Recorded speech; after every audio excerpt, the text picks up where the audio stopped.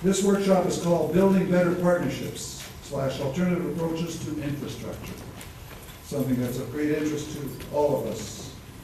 Ontario municipalities, as we well know, face a $60 billion infrastructure deficit over the next 10 years, quite a challenge, and will therefore need to consider all the available tools and solutions to build and maintain those assets.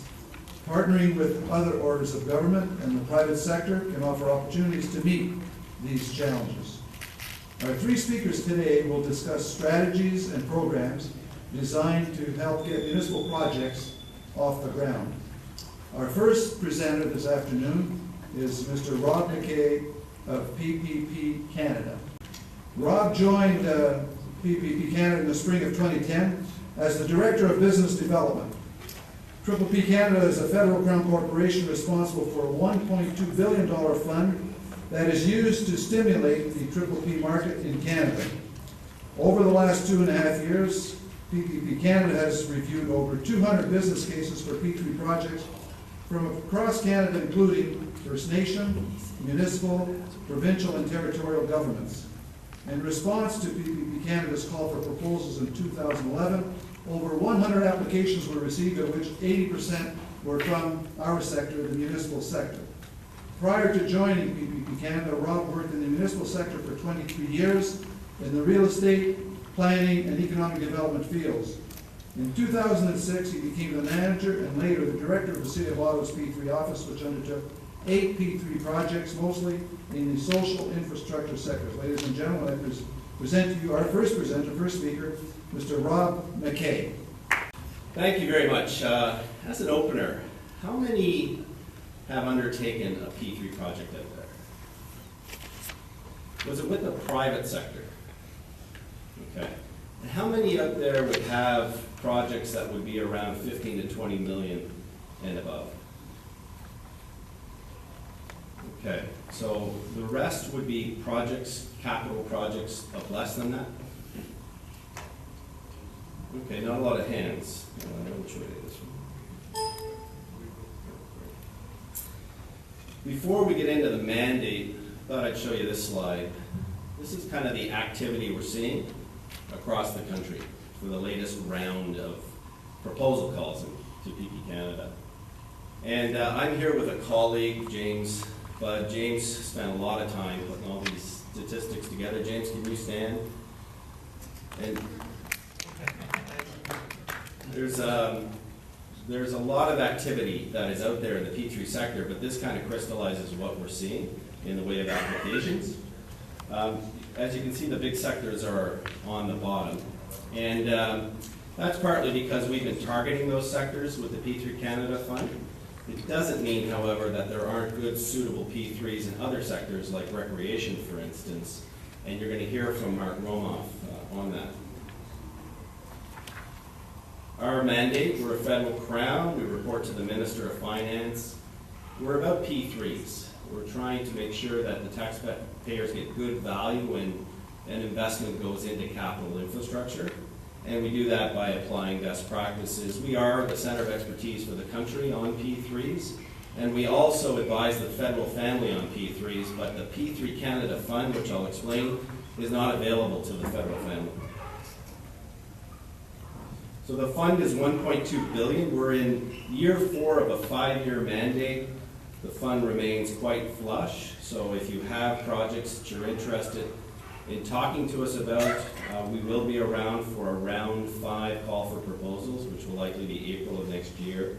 It's merit-based, so we look at your application, we look at the project's, its P3 viability, its readiness. Is there funding for the project? If we come in with a contribution, do you have the balance of that funding, or will you have that funding by the time we go to our board, and I'll explain that. We look at the model. There's shallow private sector involvement and deeper private sector involvement. Steve is going to go into that from Infrastructure Ontario. We look at your capacity. Do you have staff, internal, that have actually undertaken a larger complex P3 project? We'll fund up to 25%. Our instruments include grants, loans, loan guarantees. To date, most of our funding has been on the grant side, non-repayable. Contributions, 25%. for the project. So that's based on the capital value of the project will come in at 25%. We have the 15 categories. I'll show you those. These are the categories that are eligible for P3 Canada funding, and the star is the priority sectors, the 9 sectors that the government are trying to focus the fund on. What that means is if you submit an application that doesn't have a star beside it, there's still an interest in the project, but it's really going to have to demonstrate that it aligns very well to the merit criteria of the project, that you have funding, that you're ready to advance the project and move it into a procurement stage. The sectors where we see more concern from municipalities are the water wastewater sector, where the health and safety issues are, applying the model. More concern, but it can be done. It has been done across the country, and again, Mark will talk about some examples for you, case examples. So these are the submissions that we received. So in round 1, we received a requisite number of applications. We were brand new. We put an application guide together. We got 20 submissions in. Round 2, 2010, you could see the exponential jump. And round 3, 2011, we were at 121. What's happened in round 4, so these are brand new numbers that have never been released for round 4. We just closed the round in June. Is that what we're seeing now is quality submissions. That's partly because we've been out there across the country talking about our merit criteria, types of applications that we like to see. We've been working with some of the provincial P3 agencies like Infrastructure Ontario, Partnership BC. We've been targeted. As a result, the submissions that have come in have been stronger, as opposed to the ones where they're not quite sure that it's going to be a good P3 and they're just putting an application in. That was happening in 2010 and 11. The other categories are provincial crown agencies, for instance, universities, in the black at the bottom of the column, 56 on top of it. So 56 submissions. Plan is to review those and report to our board with the recommended portfolio out of that 56 by the end of September. So 56 projects translates into $14.2 billion worth of capital expenditure. We had 32 of the 56 from the municipal sector. So this is the dominant sector in Canada using the model, or at least inquiring about the model and willing to make application. 11 of the 13 provinces responded. We didn't get a submission from Prince Edward Island, for instance. We received, I think, 1 from the territorial government. So 10 sectors out of the 15 we received as applications. Round 4, this is the capital value of round 4. As you can see, Ontario leads with large transportation and transit projects, and followed by Alberta. Ontario is a dominant player in the market, with Infrastructure Ontario leading on a lot of social accommodation. You've heard about hospitals, courthouses, etc. And Steve will explain that. Now introduce you to Mr. Steve Rohacek from Infrastructure Ontario. Steve is the Vice President of Business Development Lending at Infrastructure Ontario. Over the past 20 years, Steve has held various business development management positions in both the private and public sectors, where he has excelled at building strong partnerships with both public and private stakeholders to assist in developing innovative solutions that support the development of public infrastructure projects. In his role, Steve works with clients to assess the delivery of projects using the alternative financing and procurement model, more generally referred to as a public-private partnership. He is also responsible for Infrastructure Ontario's $4.7 billion loan program, which has supported the development of over 1,400 local infrastructure projects valued at $8.9 billion. Ladies and gentlemen, welcome Steve Rohacek. Thank you, Mayor Kilgore. Presentation up here. Excellent. What we decided to do this year with the panel is purposely keep our presentations quite short, so it'll leave a lot of time for questions and answers at the end. So we certainly hope you'll take us up on the opportunity to fire questions at us. For those of you who don't know Infrastructure Ontario, we were formed in 2005 with a mandate to deliver a lot of social accommodation projects on behalf of the province as AFP, or what is known as P3. Since 2005, we've delivered over 50 projects valued at over $23 billion, from courthouses to light rapid transit to transportation to hospitals and all other sorts of sectors. We merged with what was Ontario Realty Corp. Just over a year ago. So now we have a lands and a real estate management division, and we have 5 business lines. AFP is one of the major business lines which we reformed. We have lands, we have the lending program, which Mayor Kilber mentioned, major projects, and we have another one under corporate development. Specifically, what is an AFP? As the session sort of says, it's an alternative to delivering a project in a traditional way. What it does is it utilizes the expertise and the financing from the private sector in a slightly different method to ensure risk transfer from the public sector to the private sector, such that those risks are mitigated in a long-term operating concession. Essentially, what you're doing in AFP is you're no longer prescribing what exactly you want. So you're not sort of suggesting, here are the detailed plans for my project, please design it, or please build this. What you're saying is, this is what I want. So you're telling them what you would like them to do and allowing them to innovate, interpret those specifications, or the output specification, to deliver high-value projects to you in a cost-effective way. It ensures on time and on budget occurrence, and it must have value for money. And that's a process which is integral into the P3 Canada Fund. It's a methodology where you compare the cost of delivering a project in a traditional way versus delivering it in an AFP or P3 way.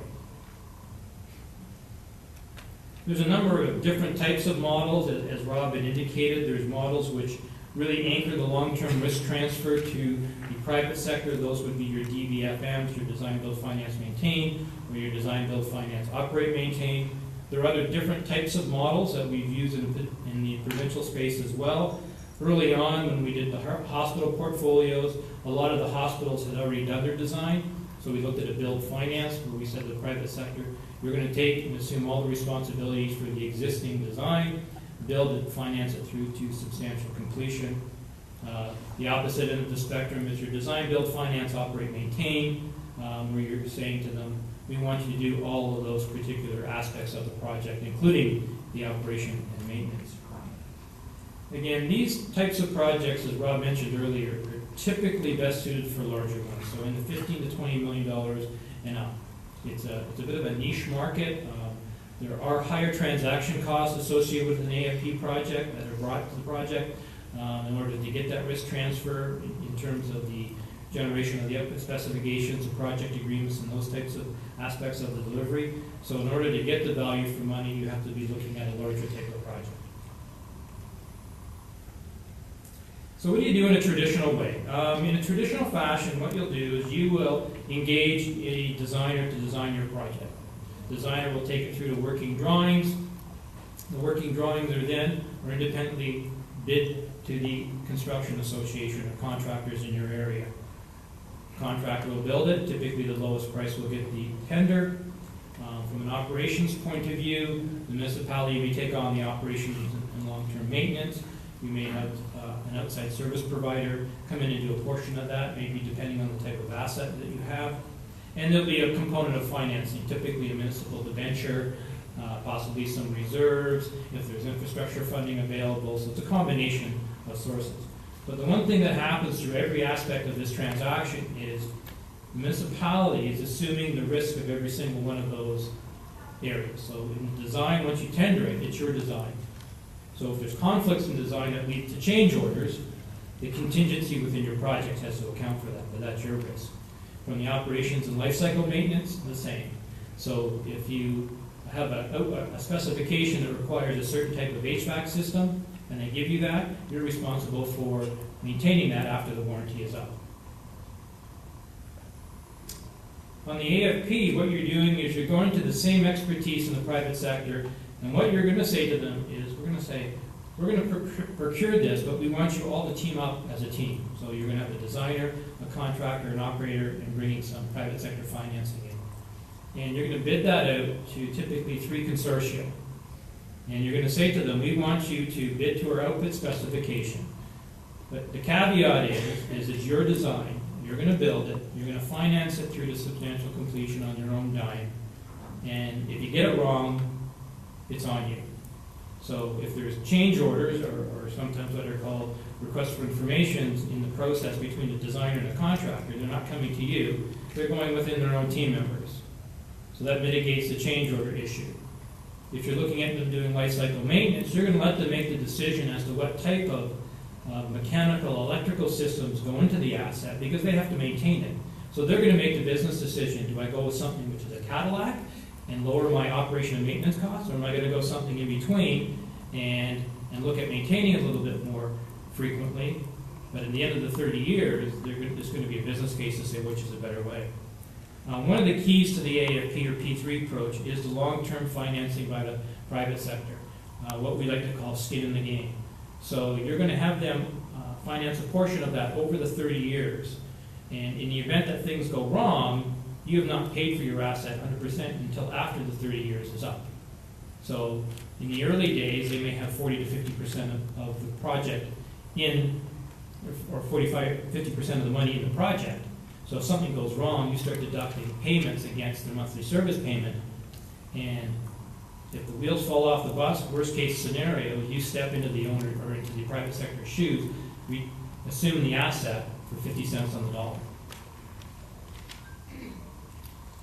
So if you look at the owner's role in a traditional project, which is the top line, again, as I explained, you're going to do a functional project, come up with concept drawings, working drawings, and you tender and you award. What happens on the AFP or P3 side is you do still have the same functional program, but that influences your output specification.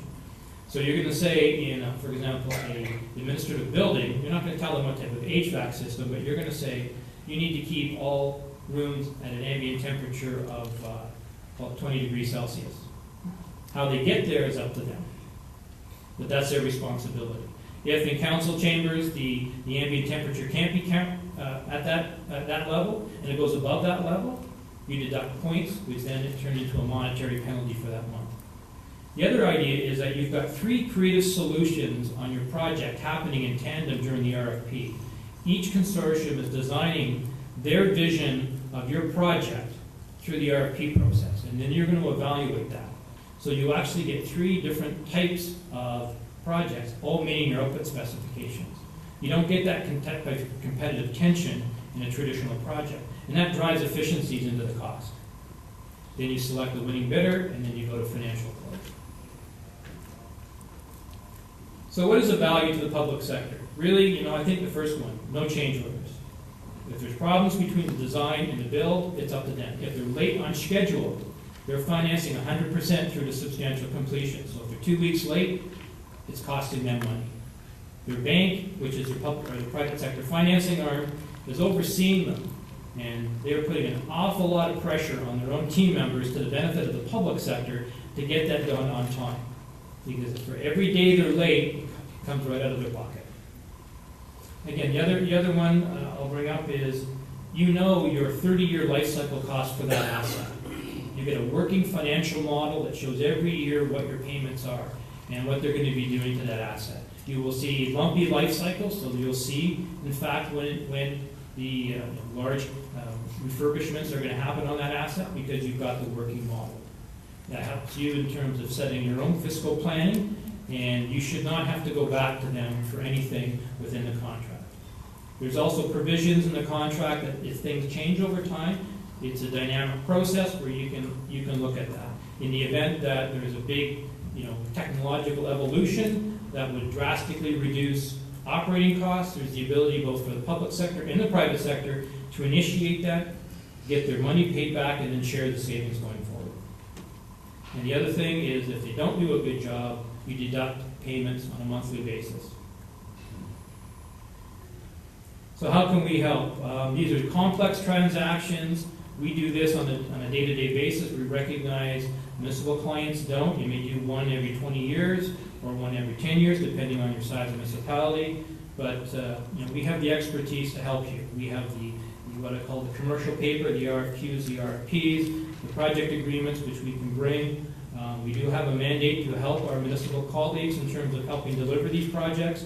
As P3s, if there's some interest, we're working with some now as part of the round 4 of the P3 Canada Fund. So I would just say to you, we're there to help. If you need some assistance or would even like to learn a little bit more, you can certainly contact myself and we'd be happy to discuss that further. I'd be remiss if I didn't talk about our loan program in the last 2 slides. It is a big part of what we do. The loan program can be used for traditional, but it also can be used to support an AFP or P3.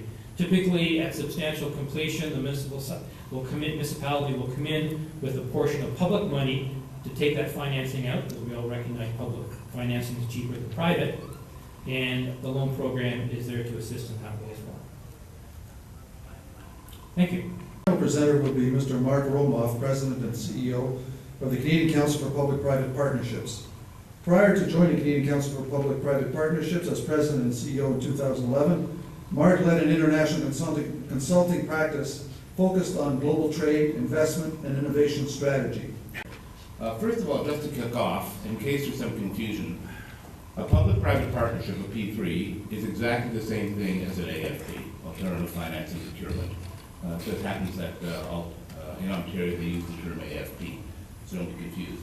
The other thing too, you should realize that public-private partnerships aren't new. They've been around in Canada for over 20 years, and so has my organization. Let me walk you through a couple of interesting things. This will give you a quick snapshot of what the industry looks like in Canada today. So there are currently 177 P3 projects in one state or another, either in operation or under construction or in procurement. And to the extent that there are dollar values against those projects, you'll see that there's roughly $58 billion worth of projects. And they cut across a fair number of sectors, principally in the area of transportation. When we talk about transportation, it's roads, highways, bridges, urban transit systems, then hospitals and healthcare. And in fact, over the past 7 or 8 years, there have been 50 hospitals built in Canada using the public-private partnership model for a value of about $18 billion. Then justice and corrections, that's courthouses, detention centers, and so on. And the majority of activity has been in Ontario, which accounts for roughly half of that 177 projects. And after that, British Columbia, Alberta, Quebec, New Brunswick, and then smaller numbers of projects in other provinces around the country. And in that group of 177, there are 37 municipal projects at the moment. And in fact, the municipal sector, as you would know better than I, is where the growth in the next couple of years in the P3 space is going to come from. And that was the motivation for the Council, in partnership with PPP Canada, to develop a guide, a P3 guide for municipalities. And hopefully many of you are familiar with this particular document. And in fact, I brought out some additional copies which are available in the back of the room. And this particular guide has been very popular. We've worked closely with AMO and with the Federation of Canadian Municipalities, and we've now moved 2,000 copies out around Canada. And it is being used certainly by municipal leaders, but at the same time, the private sector is using it as a training tool as well. And so that's been a good value for money there. Let's talk a little bit about the Canadian approach. What's interesting is that if you do have the opportunity to talk about the Canadian P3 experience with folks from outside of Canada, you'll hear consistently that the Canadian approach to P3s is best in class. And so the procurement model that's used by Infrastructure Ontario and its counterpart in partnership in British Columbia, Partnerships BC, are recognized as having the very best model around internationally. And in fact, for those countries that are looking to put in place a framework for P3s, they're coming to speak with those agencies to learn how they can take the Canadian model and adapt it to their environments. So it's very encouraging.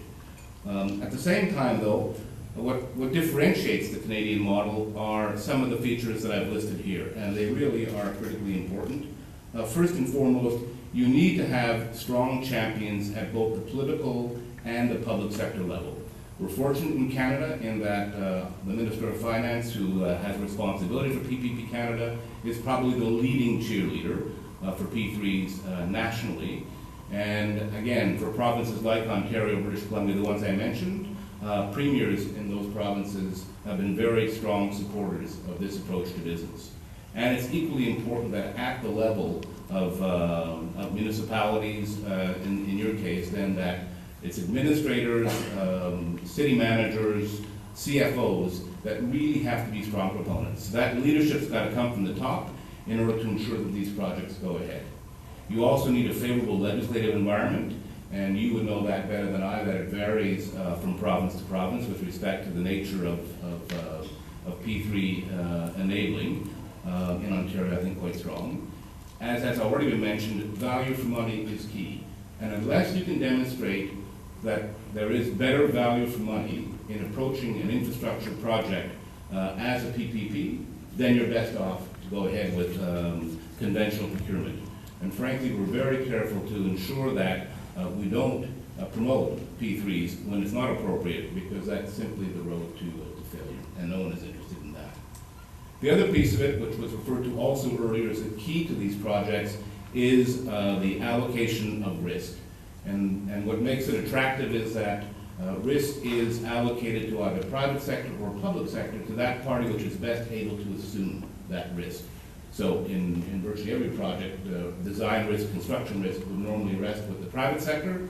There's political risk. There may sometimes be environmental risks, which are better positioned on the public sector side. And of course, life cycle maintenance, which really does bring home all the benefits of this approach. Some other factors that have been really differentiators for Canada.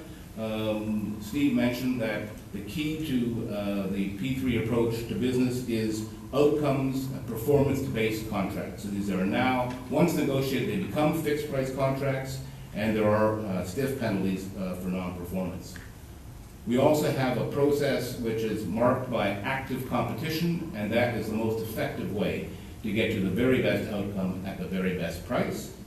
And there are other elements of it.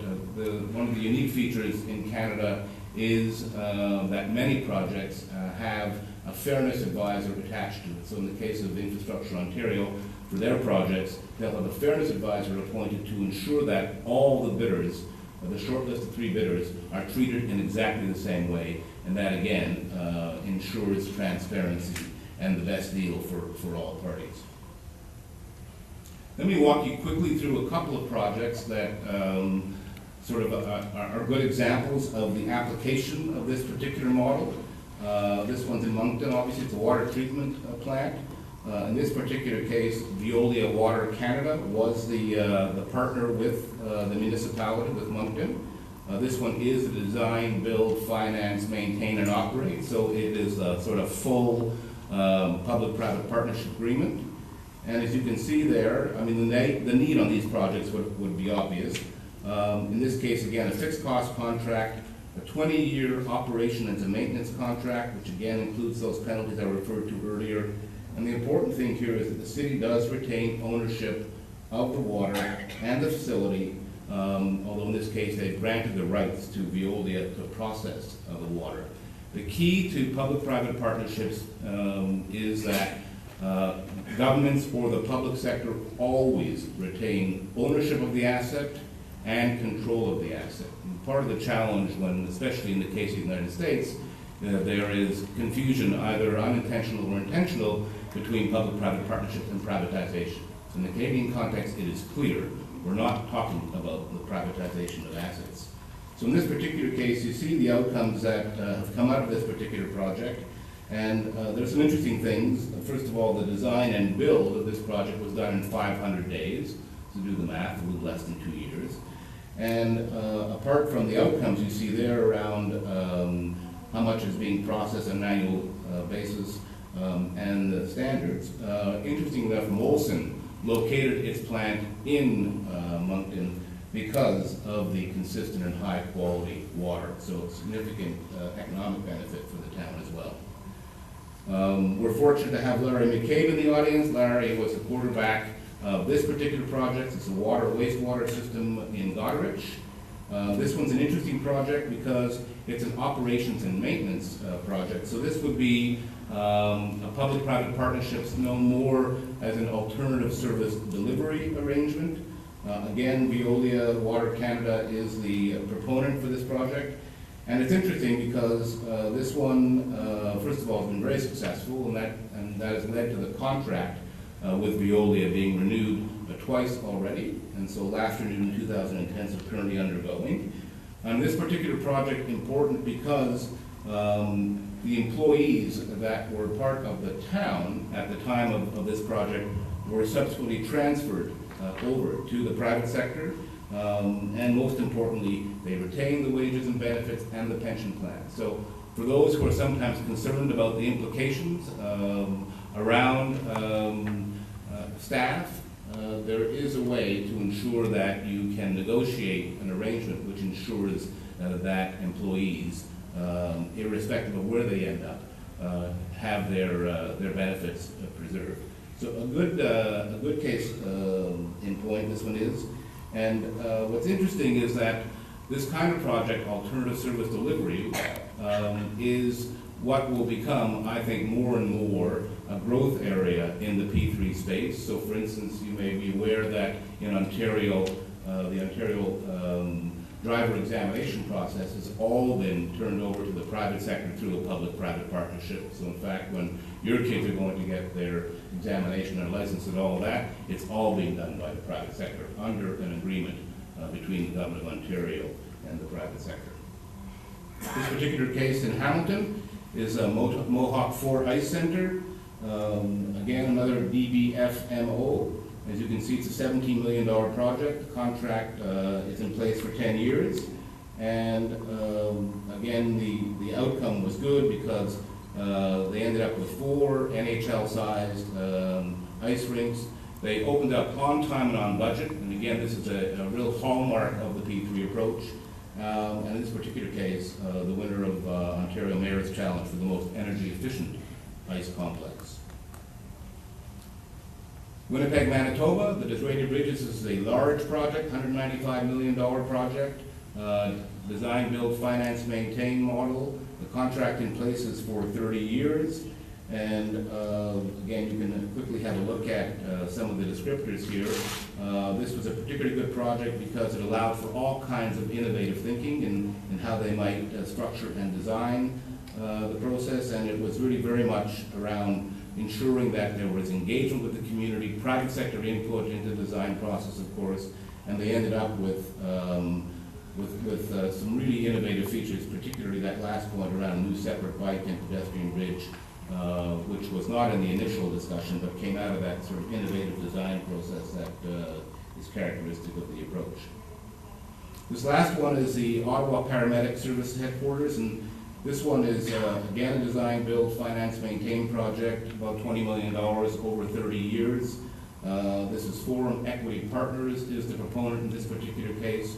And again, this is an example of an organization that was initially housed in quite an old facility, which just no longer could meet the growing demands of this particular service. So they entered into a 30-year public-private partnership, turning to the private sector to take on responsibility for all the building operations and maintenance. And this particular facility will revert back to the city at the end of the 30-year contract for $1. And as you'll see here again, the outcome, state-of-the-art, disaster-resistant building, long-term, secure and efficient home for the centralized operations of this important service. And it's also Ottawa's first LEED certified facility. Now, what's interesting is that you'll hear more, I think, on the third day of this conference. The last session, we'll talk a bit more of a couple more P3 projects. The future for this sector looks very interesting. You saw a little bit of that reflected in Rob's results for the last round of that PB Canada had.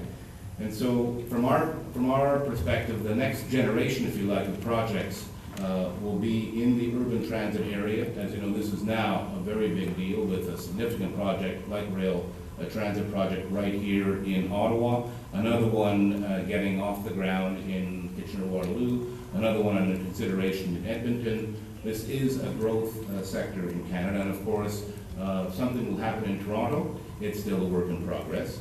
The other areas include social housing, water, wastewater, green energy, and also alternative service delivery, as I referred to a little bit earlier. I'll quickly take you through my own organization. Try not to make it too much of a promotional story, but we have been around since 1993. This is a not-for-profit organization. We're membership-based. We get no money from government. So we have 454 members right now.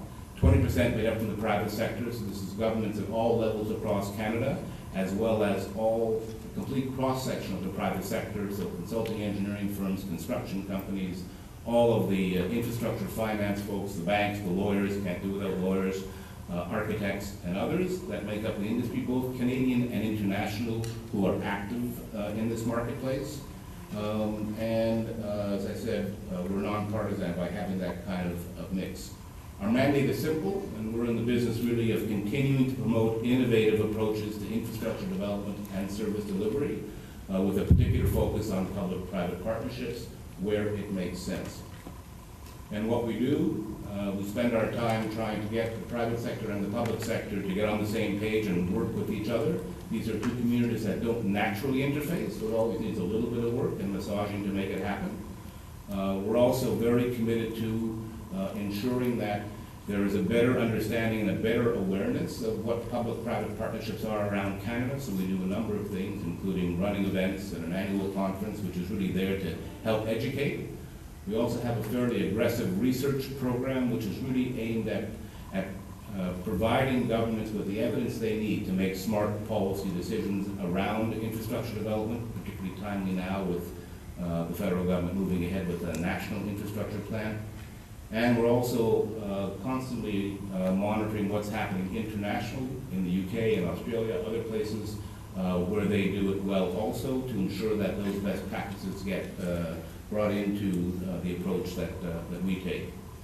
Just a couple of things. We're, as I mentioned earlier, focused on education and training. We're particularly interested in what I'm calling next generation leaders. So this is an industry infrastructure that tends to be a little skewed to the right on age, pretty male, and so we're working very hard to ensure that, in fact, we change that demographic. We're strong supporters of a new organization called Women in Infrastructure, and for those of you in the room who would consider yourself to be women in infrastructure, I would strongly urge you to think about joining that group. And we've also just created a group called Young Leaders in Infrastructure, and these are all 20-somethings that are working in the business now and keen to work their way up. And the way they have to work their way up is to move a little bit of that other weight out of the way. And so we work very carefully, work very closely with that group as well. I mentioned the research program, so some of the things we've done in the last year was that study on hospitals I referred to. These documents are all available online, by the way.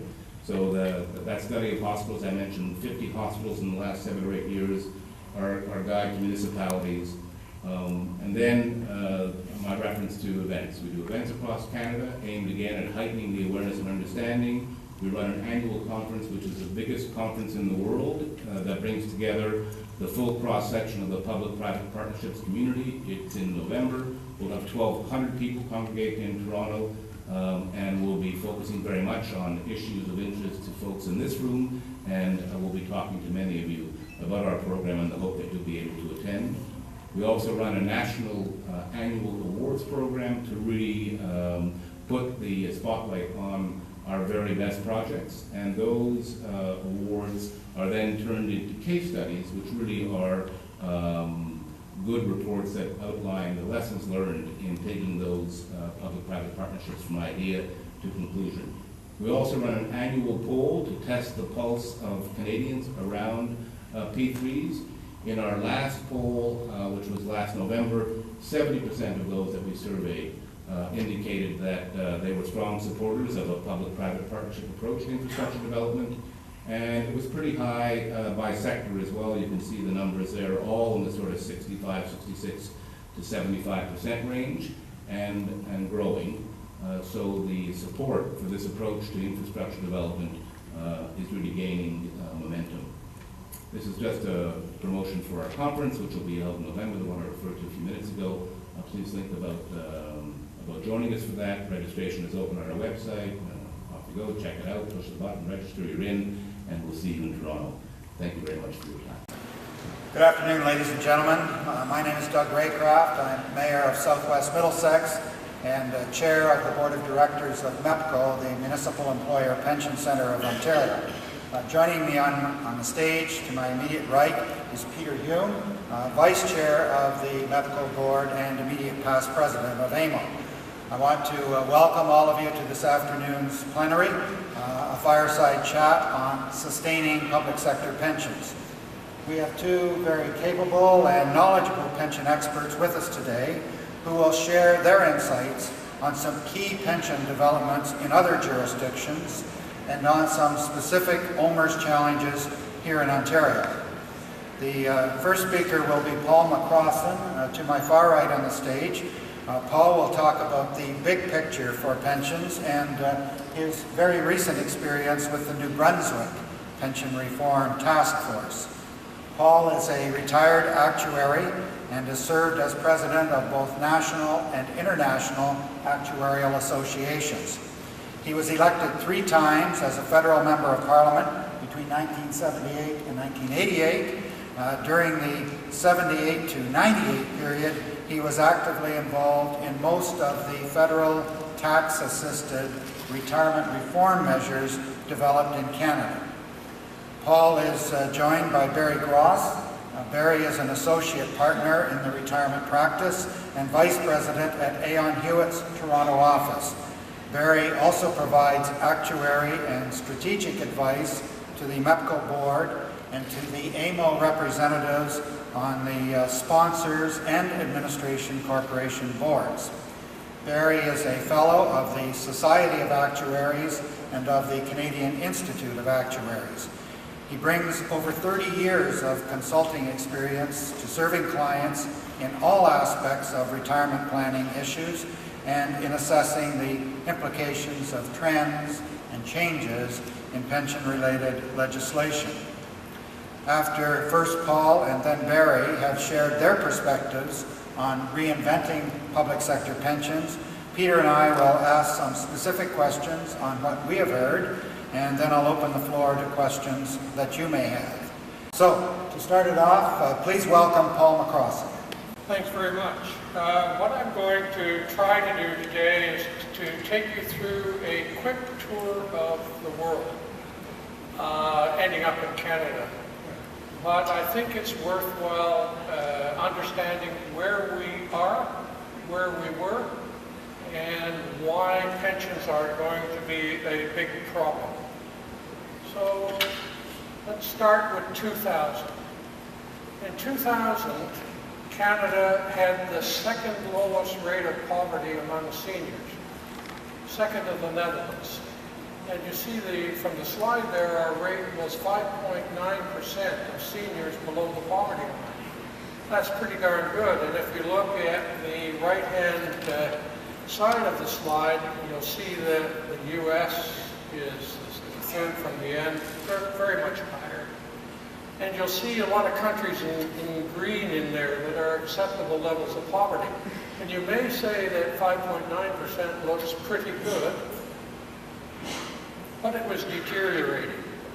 So this is what's actually happened in Canada since the late 70s, actually, when I got involved in politics. It was almost the start of the Green Line. So Canada had a dismal record with respect to retirement, poverty and retirement. And you can see that number is just over 30% of Canadian seniors in poverty. Now, that doesn't tell half the story, because when you broke down the numbers, you found that of that 30%, almost all were women, particularly unattached women, that is, single, widowed, or divorced. And they had poverty rates of around 60%. So a large focus of the federal pension reform in the 80s was getting benefits through to women in particular. The big drop that takes place in the green curve is the full phasing in of the CPP, which started to pay full benefits in 1977. And then you'll see that we kept coming down. We did things like making mandatory last survivor pensions, widows, division of marital assets, earlier vesting, all those things. And actually we got down in 1995 to really close to where the Dutch are, the best system in the world, with about 3.5% to 4%. And what's been happening since that time is this green line's been coming up. And this indicates that we're losing traction with respect to poverty among the elderly. Okay, so how does our system compare? This is a nice little study done by Mercer's out of Australia. And you'll see that Canada is reckoned to have adequate pensions in 2011, among the highest, but our total rankings are poor, our sustainability is poor, even though our CPP is ranked as the strongest of the defined benefit public plans. What's throwing up in the sustainability is weakening of our private sector or in public sector, the defined benefit system. And integrity, well, we're sort of there, but the Dutch, if you look at the Dutch, this is the gold standard. The Dutch are highest total rating, highest inadequacy, highest integrity, and second in sustainability. So what are the Dutch doing right, and what are we doing wrong? Because we're sliding down now fairly quickly. And of course, part of the reason is that costs are getting out of control for pension plans. Well, let me just deal with the CPP story. How did we get it back over 15 years on a solid basis? The reason was, the way we did it was basically catching the war babies and the baby boomers before they retired with a big contribution increase. But the single biggest factor in sustainability of CPP was changing our immigration policy. Most people don't realize that. So we developed a policy shifting from the family class of immigrants to independent immigrants, and trying to get a steady 2/3 of 1% of the net Canadian population net. That's about 250,000 net immigrants a year, just about the highest of any country around. And why is that important? Because it makes the pension plan less mature. In effect, what we tried to do was replace the babies that weren't born in the baby bus with immigrants who would have more children than Native Canadians. And it's worked. That's part of the reason why the CPP is the strongest of the social security systems. Now, we tightened disability. We made a shift towards investing in real assets. We set up an independent Canada Pension Plan Investment Board. All of those things work to strengthen. So you can look at the CPP as really solid. But when you look at defined benefit pensions or what's replacing them, you can look at them as fairly shaky. Now, just about every Canadian knows our banking system, and for that matter, our insurance system is rated the best in the world. You could argue whether we're really number one. I could make a case for Singapore. But among the big countries, we have the best risk-managed financial institutions in the world. But we don't risk-manage pensions, or in general we don't. The only big risk-managed pension plan on standards comparable to banks is HOOPS, the Hospital Ontario Pension Plan. And they've done very, very well with that approach. So the IMF in 2006 forecast a global credit recession coming in about 2 years. They rushed out to look at the status of the countries that could do testing, and their comment in Canada is, you're heading for trouble. You haven't got risk management. You need to get the federal and provincial regulators thinking about the type of risk management we do for banks and insurers and pension plans. We need to change the law to put the evidence on managing the liability side of the balance sheet as well as the asset side. but almost all pension plans only look at are the assets going to generate enough return. Well, why? First of all, what's happening is longevity is increasing like mad. So this chart may be a little counterintuitive. The dotted red line is what's happening with female life expectancy. And the solid blue line is what's happening with male life expectancy. And the yellow bars are what's happening to the difference. So if you go back to the 20s, women lived on average in retirement years are past 65, about 1 year longer than men. And that just continued to increase, peaking out in the middle 80s. Now the interesting thing about this is that women's mortality is improving faster than men's mortality today, but that yellow line is coming down. So men are closing the gap in life expectancy. And the reason is you're applying a smaller improvement to a much larger death rate. So men are catching up in life expectation. What does that mean for a pension plan? Well, let me take the Ontario teachers, because they're about as good as anybody in the world. A new hire right now at age 25, males are expected to live to 91, females to 92. So that gap, that 1 year gap that was back there in the 20s, is coming back because of the change in mortality. But most pension plans aren't funded to provide pensions for anywhere near that level. So mortality can keep pension plans alive, and you're starting to see this. If you have a life annuity payable for a long time, a pension payable for a long time, and if that annuity is cost of living increased, the value of the annuity becomes closer and closer to perpetuity, a payment of one for a very long time. Now, why is that important? Well, if you have a look at the bottom here, you see that at 3% interest rates, an annuity you require $33 for every dollar of annuity you pay out on a perpetuity. That's not that high for life annuity that's indexed, but it's not all that far away. And if you go down to 2%, it's 50. Well, why is the change in the liability important? Well, because if you look at the last year, up until the date I prepared this slide, interest rates actually went down by 1% in the last year, from 3.5 to about, or 3.25 to 2.25. So what you say? Well, what it means if you're trying to manage your risks is that you have, in order to cover the risk of a 1% default, you actually have to have an expectation of earning 44% on your equity portfolio. Now, of course, a 1% chance of a fall in interest rates wasn't what was expected, but it's what happened. And what's happening right now is that most pension plans are invested to get the best asset return, but they're not invested to take account of the liability risk. So,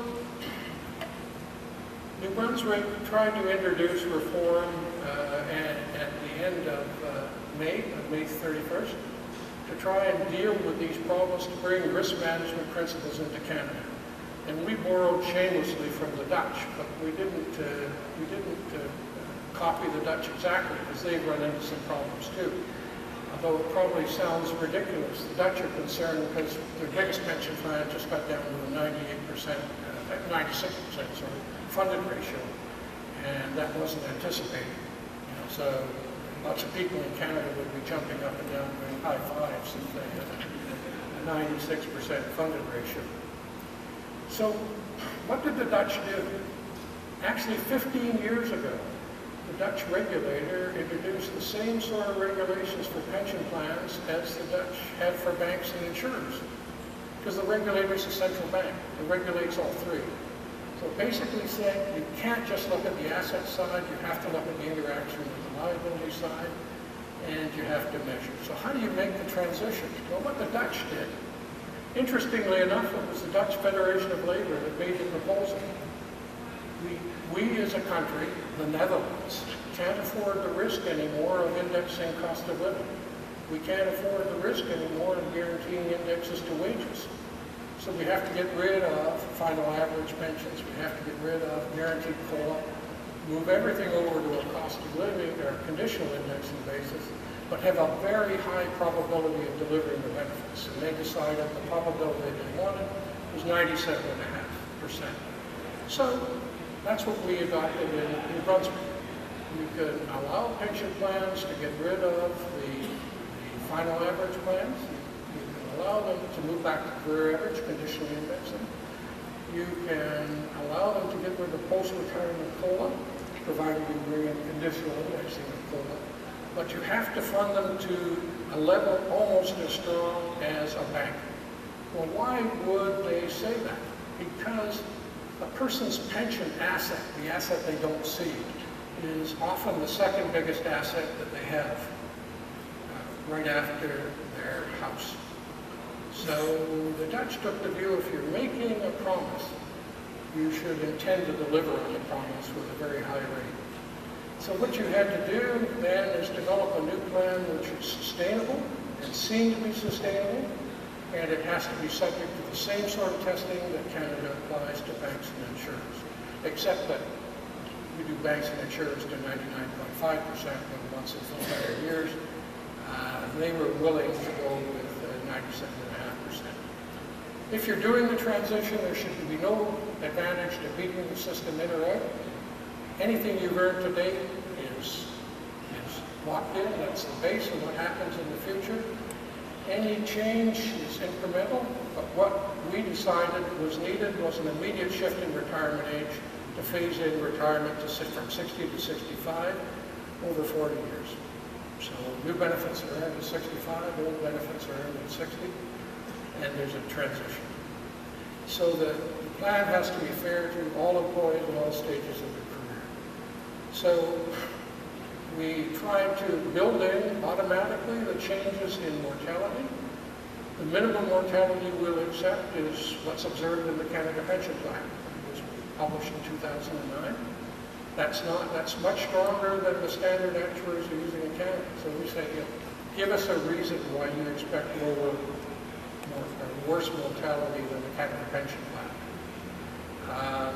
And we also got rid of the solvency test. We brought in something new, smooth funding over 15 years with high probability. And other than that, we basically copied the Dutch model. Now, the interesting thing is that there's a lot of interest from Holland and from the European community in our model because we've addressed several of theirs, their problems that they're insuring now. So the bottom point, ensure that public sector pensions are affordable. Our target was a plan that cost 18% of payment. That just happens to be the same cost as a person can contribute to an RSP on their own. So we want a plan that's sustainable with 18% contributions, plus or minus, and that's what we targeted in the reform. So nobody loses anything except the automatic indexing to wages and prices. They get a different level of indexing. Because the indexing base is based on the earnings of the plan, we don't need caps anymore. A lot of the plans had a 3, 4, 5% cap on the indexing. That's gone. And so pensioners are much better protected if inflation breaks out again. The other thing we did is consulted extensively with the unions. All of these plans were worked out with extensive negotiations with the unions all the way through. They were an intrinsic part, just like management was, just like the government was. We looked at all the alternatives. We showed the unions what things cost. Complete open book. Anything they wanted tested, we tested. And in the end, we ended up with something that could pass unanimously through the legislature. The unelected NDP leader came, sat in the gallery to indicate his support. Leaders of the unions were invited onto the floor of the legislature in recognition of the fact they supported it, and it just passed like that. And so maybe that's not so easy to accomplish in Ontario. A minority government, I've been in one that fell in the Clark government. But in my view, pension reform only works if it has a broad public consensus. Thanks, Paul. I will probably build on some of the themes that Paul started with, by taking them into more of a context relevant to us here in this hall. So just to give you a quick sense as to how I plan on spending my 15 minutes of opening remarks to set the stage for the further discussion. To give a quick overview of the OMERS plan, brief plan history to show how it's evolved to where it is today, touch very briefly on current plan financials, and then go back to the sustainability theme that Paul started with, and talk about sustainability within the context of Canadian, actually in the context of Ontario public sector plans, and in the context of the OMERS plan. So if you look at OMERS, actually interesting, it's been with us 50 years. It was established in 62, roughly the same time frame as the CPP, which came in 65, 66. It was established to serve local government employees in Ontario. Because OMERS is registered under the Income Tax Act, there are limits with respect to how much pension can be paid out of OMERS primary plan. The primary plan is registered. And that cutoff threshold is at about $150,000 a year of pensionable earnings. So the OMERS plan, some of you may not realize, actually could pay actually two pieces, the primary plan and the RCA. The goal is to have the primary plan fully funded. Not there yet, but that certainly is the goal. But that's not the case with the RCA. The RCA operates more on a modified pay-as-you-go basis. It's a large plan. OMERS is one of the largest plans in Canada with in excess of $55 billion in assets, which is kind of mind-boggling to most people. It's kind of hard to imagine $55 billion in the pool of assets for any business. OMERS is also somewhat unique among the large Ontario jointly sponsored pension plans from the perspective of the diversity of employers. Well over 900 employers involved in the OMERS plan, with, for this group, municipal employees representing just over half of OMERS active membership. So if you look at the other public sector plans, you look at teachers, for example, it's basically one industry, education, covering elementary and secondary school teachers, and it's got one employer, provincial government, who has many employers, but it's generally one industry. By definition, it's the healthcare industry. CAT, which again is one industry, community colleges, even though there's, I think, roughly 24 community colleges in Ontario, but still a small number of employers. And the OPSU Trust Plan covers mostly employees with one union affiliation, and again, one employer, the provincial government. I don't want you to become pension experts, but just really quickly, you can see some of the key terms of the OMERS plan. And this plan structure is very typical of public sector plans in Canada, whether it's the federal public service or municipal plans across the country and other provinces. One of the things that you will note is that uniformed services, police and fire, and this is typical, it exists in Ontario, typically have more generous or better early retirement provisions, reflecting the nature of their occupation. The basic pension formula, you see the 2% thrown around a lot, but the 2% isn't the lifetime benefit. The 2% includes the temporary bridge payable to 65. So that you hear a lot of people talking about how OMERS provides a 70% benefit. Well, that 70% for a 35-year member isn't payable for life. That's what it starts out at. But then it gets reduced when the person hits age 65 as the bridge benefit falls out. So if you were to look at somebody earning $50,000 a year, they're getting 46% roughly of lifetime income. Somebody earning $100,000 a year is getting roughly 58% of lifetime income. So we have to be really careful when we're throwing around that 70% number, or when you hear other people throw around the 70% number. There are provisions for unreduced early retirement well before age 65, fully subsidized spousal survivor benefits, and fully guaranteed 100% CPI indexing, both post-employment for those who leave and for those who retire. And you can see the contribution levels certainly fall well within the 18%, because these are member contributions which are matched 100%. These fall kind of right within that 18% sweet spot that Paul was talking about.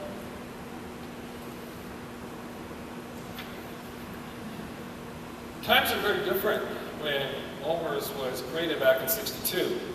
Employer pension plans actually weren't the norm. Those that existed often simply purchased a piece of pension every year, which were fully guaranteed through insurance companies under deferred annuity contract.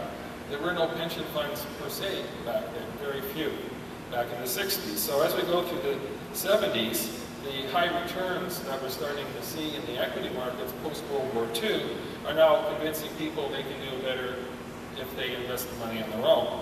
And as well, we're starting to see movement in benefits. So in the 1970s, the OMERS plan moved from a career average to a final average benefit. The plan has not always been final average. And of course, while that looks like a minor change, it certainly has huge implications from a risk management perspective. And of course, that was one of the themes that Paul was picking up on earlier. The 70s and 80s were very good in the equity markets, and so as the 80s continued, we saw improvements to the early retirement provisions of the OMERS pension plan. And this was at the same time that the private sector was introducing many early retirement windows to reduce the workforce. This is partly, I think, happening at the same time that the hollowing out of the manufacturing sector in Ontario was going on.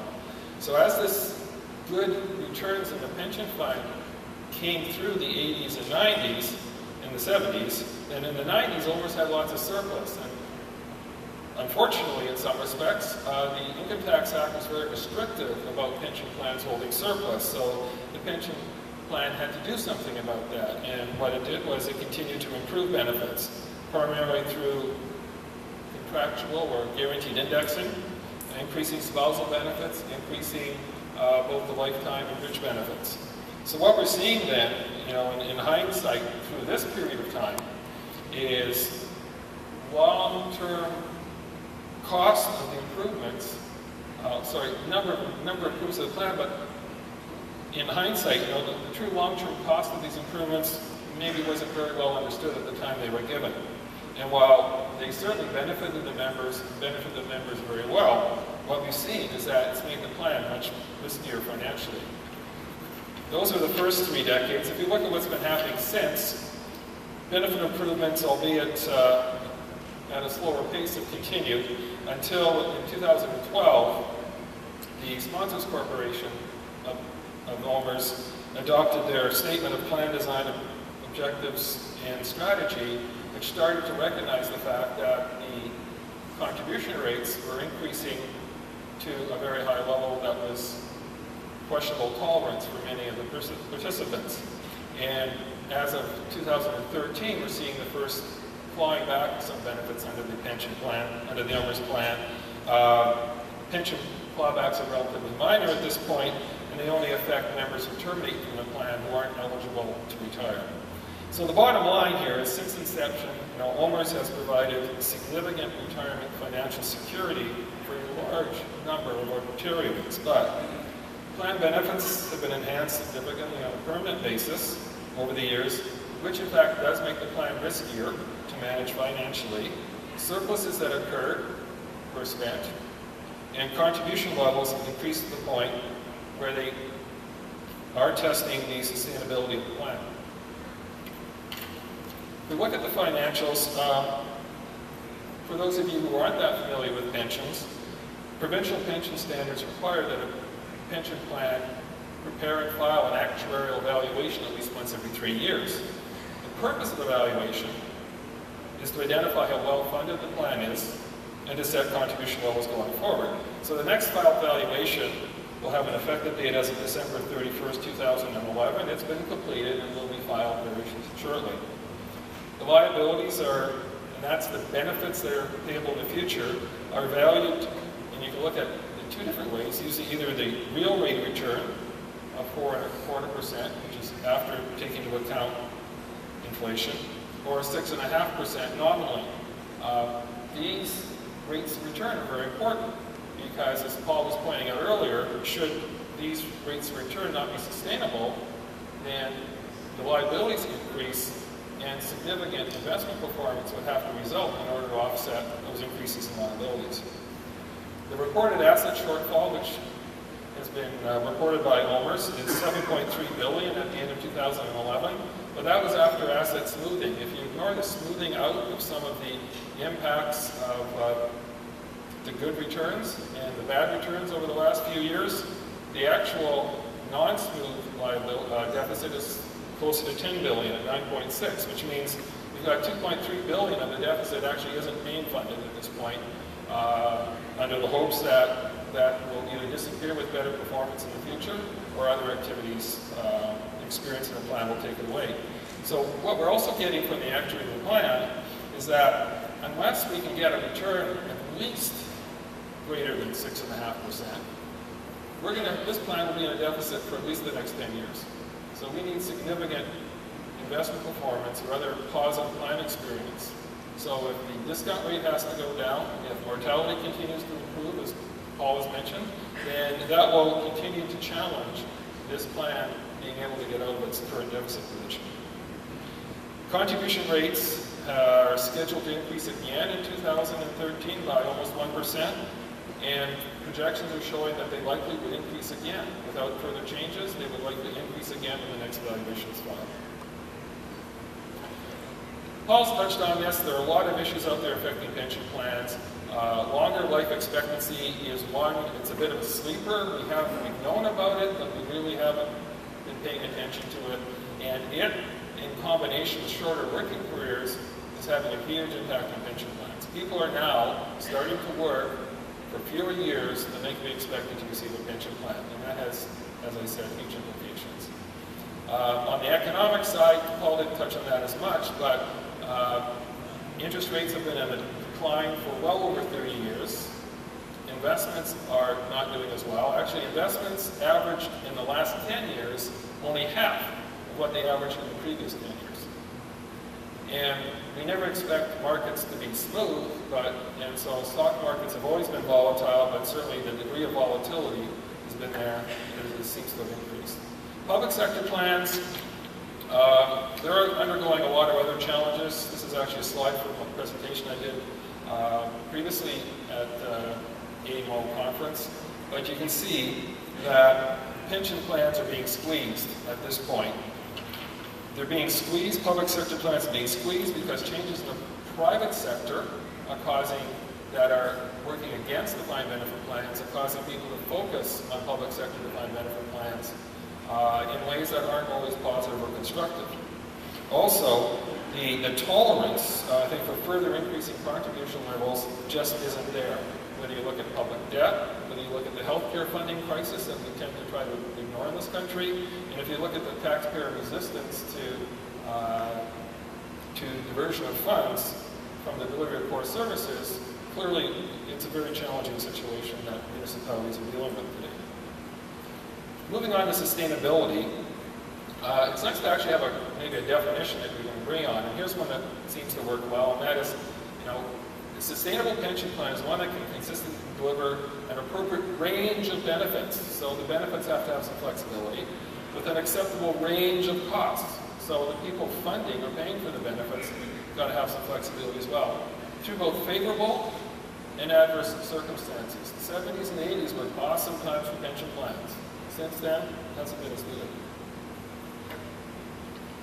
When talking about pension sustainability, it's crucial to be aware that there are three main levers for achieving sustainable pension plans. So I'm not going to make you all pension experts, but you really need to have the benefit policy, which is how much gets paid out in the plan, the investment policy, which is how the assets are invested, and the funding policy, which is a combination of what to contribute, what to reserve, what the actuarial assumptions are going to be. All of that has to be integrated, put together, and I think Paul mentioned that in his review of what's going on elsewhere in the world.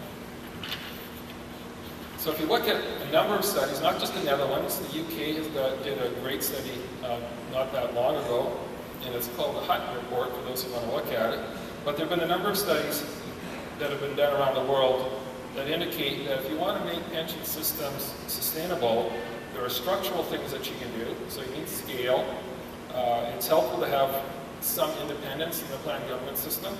You need broad universal participation, so you reduce the anti-selection elements in the pension pensions. Clearly, you need sharing of both the members, employees, and employers. That's critical. As I said earlier, we really need good integration of the benefit funding and investment policies. On the benefit side, sustainability is assisted by the amount of flexibility you have in your benefits. So rather than having final average earnings, having some form of career earnings. Rather than having very good early retirement provisions, which as an editorial comment might be questionable in this age of HR strategies, etc. You go with nominal early retirement subsidies, and rather than being fully committed to inflation protection, having it contingent so that it's provided when the plan can pay for it. It's not an exhaustive list, but it is worth noting that in the last 10 years, 3 of the other major Ontario jointly sponsored pension plans have moved away from fully guaranteed indexing in a way to improve the sustainability of their plans. 2 of the jointly sponsored plans in Ontario have not done that, OMERS being one of them. So if I put myself really out on a limb here, I have a car waiting at the back, get me out of here if I need it. Let's give OMERS pension plan a scorecard. With respect to the items that were on the previous slide. Okay, on the scale, no question, $55 billion and 400,000+ members, it has the scale to be a sustainable pension plan.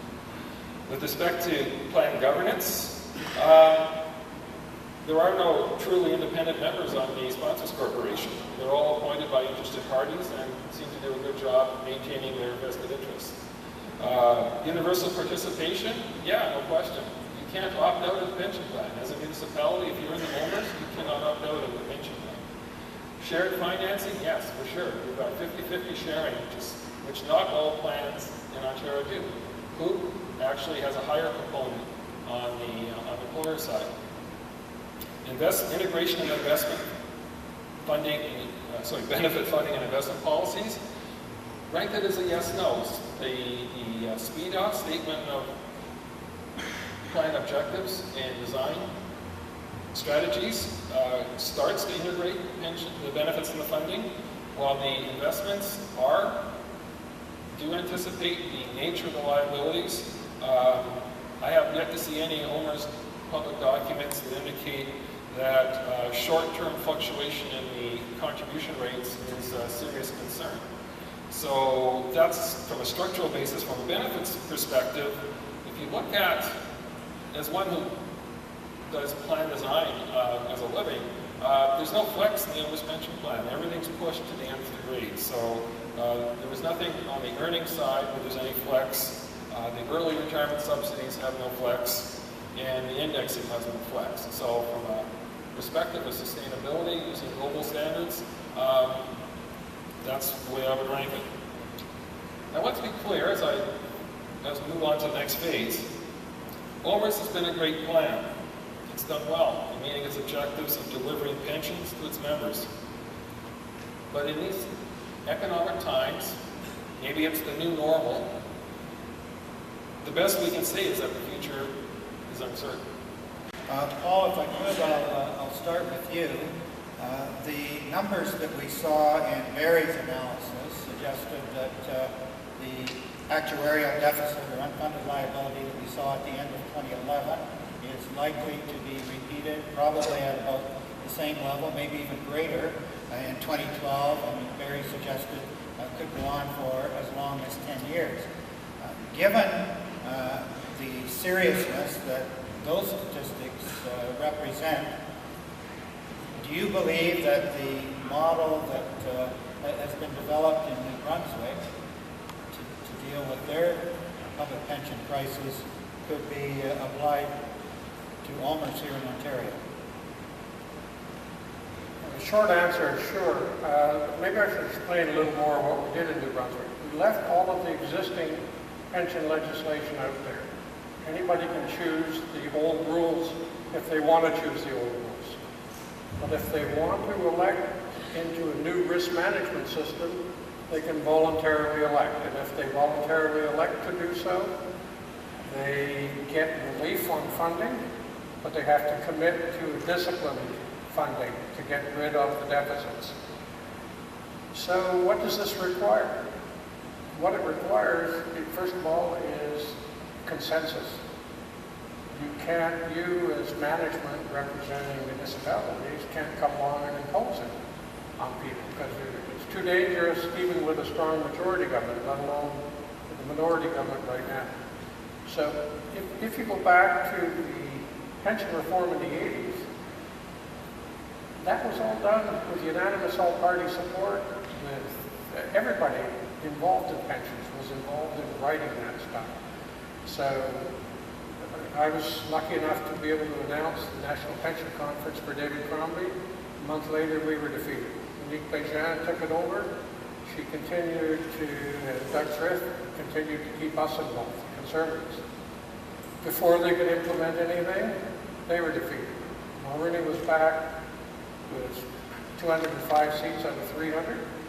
And we decided that we were going to do it all with consensus. So we invited the Liberal, NDP critics, Canadian Labour Congress, National Action Committee, and the Stats of Women to sit in and design all that stuff. Well, why did we do that? Well, Mulroney's view, he didn't use these words, I'm paraphrasing him, but I think I've caught his sense, was you're trying to stop a crisis that's going to occur between 2010 and 2020.